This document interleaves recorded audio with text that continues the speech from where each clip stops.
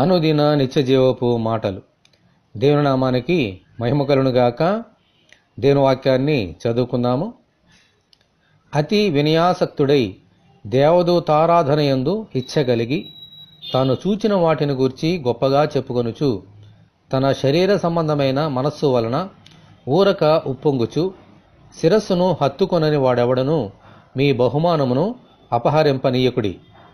కొలసలకు రాసిన పత్రిక 2వ అధ్యాయము 18వ వచనం.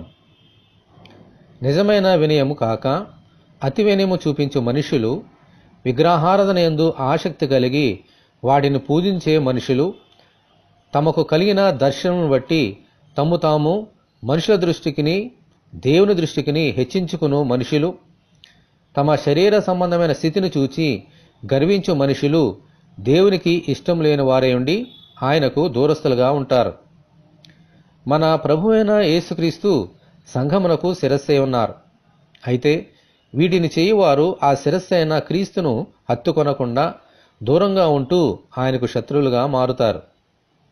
ఆయన యందు విశ్వాసముంచిన మనము అటువంటి వారికి దూరంగా ఉంటూ దేవుడు మనకు అనుగ్రహించిన బహుమానము అనగా పరలోక రాజ్యము అనే స్వాస్థ్యము వారి వలన అపహరింపబడనీయకుండా అనుదినము మనము జాగ్రత్త పడాలి.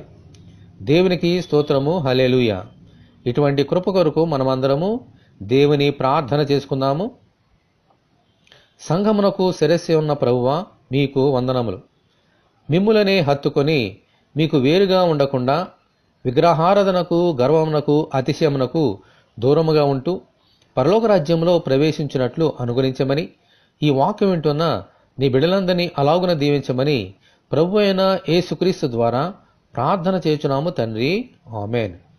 ప్రభు అయిన యేసుక్రీస్తు కృప మనకందరికీ తోడే ఉండి నడిపించునుగాక, ఆమేన్. పరిశుద్ధ దేవుని మందిరం.